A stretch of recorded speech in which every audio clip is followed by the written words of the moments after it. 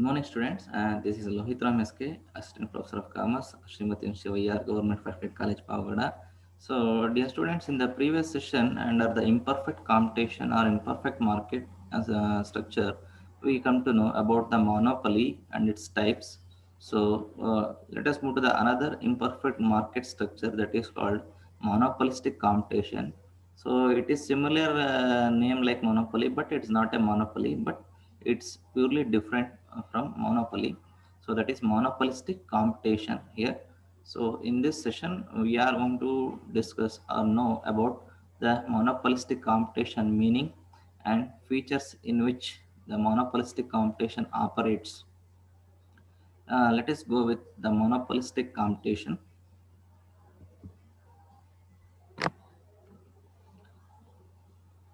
So the monopolistic competition market is a market under this number. The market there is a large number of small sellers selling differentiated products. So that means so not a few sellers. A small sellers means they have a small size investment, small size production and distribution of goods and services. So they are going to sell the differentiated products with close substitute products. So here in monopoly we find that so there is a possibility of sorry in perfect competition we find that so there is a possibility of selling the homogeneous products. So that means a similar kind of product.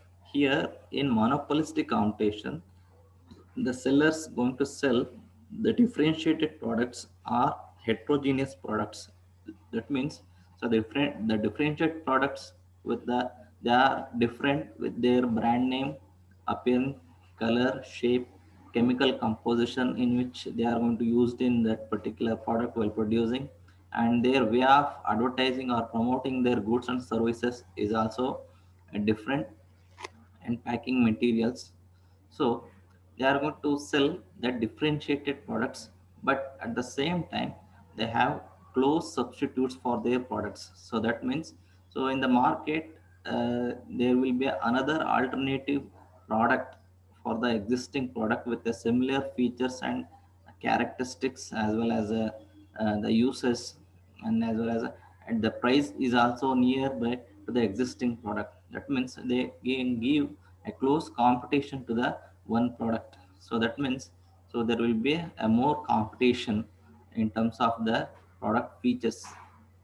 So this is about monopolistic competition. So monopolistic competition is a market or where there is a large number of small sellers by sell as differentiated products with close substitutes. So that's all about the meaning of monopolistic competition market. Let us go with the features of monopolistic competition. So the first feature of monopolistic competition is number of sellers. So that means in the meaning itself we come to know that there is an existence of large number of small sellers. So we have to remind this. So the type of seller is small. A small number, small sellers, there is large in large number. So that means a single small seller is though he has a small investment, small production and distribution size. So in like that, so there is a large number of small sellers are existed in monopolistic competition. So they are going to sell the differentiated products. So we already know that what is differentiated product in the meaning. So their products are different with their name, appearance, color, shape, chemical composition, advertising, packing, material, etc. So none of them use a similar kind of uh, the characteristics relevant to the product. So they are going to sell the differentiated product with large number. So this is about the first feature of monopolistic competition. Then the second main characteristic or feature of monopolistic competition is product differentiation. So in the meaning and in the first fact and the first character we come to know that they are going to sell the differentiated products. let us go in detail about how they are going to use or sell the differentiated products. So here, the availability of different types of products in terms of brand name. So for example, the Airtel and Aircel, they are the different company, but they have a similar use. That means the customers, they use it for the communication purpose or messaging purpose, like, but their services are different. They look like similar, their brand name is similar, Airtel and Aircel, like, so their appearance is similar, but they are different. And color, so they are going to change the color now to attract the customer, and the shape, so that means they are going to different shape to their product to attract the customer, as well as to give comfort, or to maintain new uniqueness in their feature. Then the chemical composition. So they are going to use different chemicals in their products and services. So that means they can add more added features with flavors. So in particularly examples like chocolates and ice cream, like, so they use the different colors and the flavors also. So then advertising.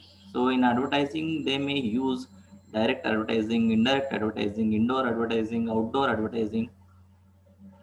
Okay, so advertising is a medium of which presenting the information of company's product and services into the minds of to the customers or to the general people.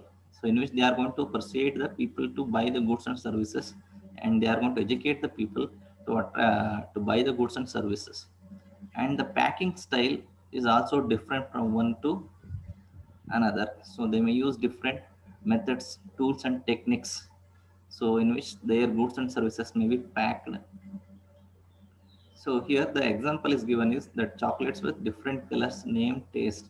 So chocolates may be we can see there's a choco bar or choco filled.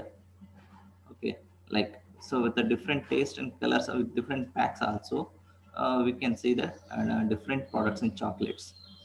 So this is about the differentiation of product. So that means here the under monopolistic competition, as a large number of small sellers differentiate their products based on the product characteristics. Then the third main characteristic of monopolistic competition is product groups. So product groups means here the firms producing close substitutes are known as product groups. So that means the number of firms or number of manufacturing companies, they are going to produce the close substitutes. So we already know that what is close substitute. So that means, so take for example product 1 and product 2. So the product 2 has the almost same feature of like product 1, that is called close substitutes. So it can be alternatively it can be used as for the first product, like, so if the firms are producing the close substitutes, so they are known as product groups. So product groups should include the product which are close in technological and economic substitutions. So example for that, this, firms produces similar products like cosmetics item, cream, powder, gel. So they are all used for the same purpose, but they have some differentiation in their use and their term, and as well as their quality. It may be a facial powder, for example, Pond's is a powder. It has different flavors and different uh, qualities. Like, so that's all about the third characteristic feature of monopolistic competition. Then the fourth characteristic of monopolistic competition market is free entry and exit. So like in perfect competition, here also the firms have freedom to enter into a market and exit from the market. So there is no restriction to enter, or there is no supposed to exit from the market, but the condition is applied here. That means if the firms in the product groups are earning more profit, the new firm will enter. Similarly, if existing firms are earning losses, the firms will quit from the market or they may go out from the market. So if they want to earn the profit means they should maintain their quality, uniqueness in their products and services, and they have to give more competition to earn the maximum profit or optimum profit. Similarly, so if they incur heavy losses, they will be moved out because the competition is high. And another reason is here in monopolistic competition, there is a presence of large number of small sellers. So here small sellers, each of them try to sell the differentiated products. So they are giving competition. So the firms should give a healthy competition and in which they have to earn the profit. Then only they can be stayed in the market or otherwise they have to exist. So, but there is no restriction to enter into the market or to exit from the market. So that's about the fourth characteristic of monopolistic competition. Then the fifth characteristic of monopolistic competition is selling cost. Here, the firm should make selling expenses like advertisement. So the selling costs are expenses on advertisement. So that means before going to sell the goods and services, the company would like to promote their products and services. The firm would like to promote their products and services. It want to reach their brand name and product information into the minds of customer so that the company uses the advertisement as a selling expenses. So for that they are going to invest a spend amount of money. So advertisement is just like a non-paid non-personal presentation.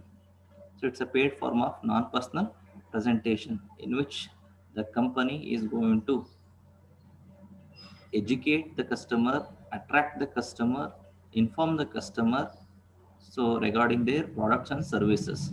So and it will bring the psychological change that it will make some changes in their psychology. That means their the customers or the people's mind may be shifted from another product to their product. So it will have an effect. So the company should make selling expenses on advertisement. So through this, the firm will popularize their products among the consumers. So this is about the fifth characteristic of monopolistic competition. Then the sixth important characteristic of monopolistic competition is non-price competition. So here there is no question of price. So that means the firms in monopolistic competition, they are going to give competition based on their products qualities. So here the competition will be selecting on color, design, quality, quantity, and packaging style, and the advertisement they are going to give.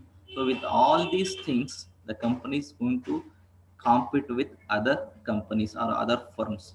So since the products are slightly differentiated, but they have the same use, here, to increase the demand for their products, they may engage themselves in non-price competition. So that means they are going to attract the customers. They want to prove the point that their product is different from other firms' product in terms of color, quantity, size, packing style, design, uses, and the durability. So and the benefit they are going to provide with their product and services. So in all these things, the each and every firm in the monopolistic competition would try to prove that into the minds of customer. So they give competition based on these characteristics only. The price is not considered here. under monopolistic competition market. Then the next characteristic of monopolistic competition is imperfect knowledge. So here both buyer and seller do not have knowledge about the market, or they may not have complete knowledge or perfect knowledge about the market. So about the market means, so what are the types of products which are going to sell or available in the market, what are the preferences, and what are the facilities they are going to get, what are the choices they have, or at what price they are going to get the products and services. So the consumers will face some confusions here. So and they are going to face by they are going to see the n number of products they have, choices not chances. So with lot of choices they may get confused, so which have close substitutes. So that means each product have close substitutes with them, so it will put them in confusing state. So the seller have a confusion also. That means, so he may be unable to read the minds of customers, their taste and preferences, their habit of buying, and their spending, and their kind of nature in which they are going to buy the goods and services. So here both the buyer and seller may not have perfect knowledge, or they have imperfect knowledge about the marketing situations. So this is about the seventh characteristic of monopolistic competition. Then, after discussing all these characteristics and meaning of monopolistic competition, so we can conclude this session based on that monopolistic competition, which is formed based on the number of sellers. That means here large number of small sellers are here, and the products are differentiated with their qualities, and the selling cost is going to be considered, because they would like to attract the customers through advertising also, so they have to spend more. Then here the competition is non-price competition, so that means no one is competing on the basis of price. So then the knowledge of buyer and seller is imperfect here, it's not perfect. So based on all these things, the monopolistic competition will be formed. So with this, I would like to conclude this session. Thank you.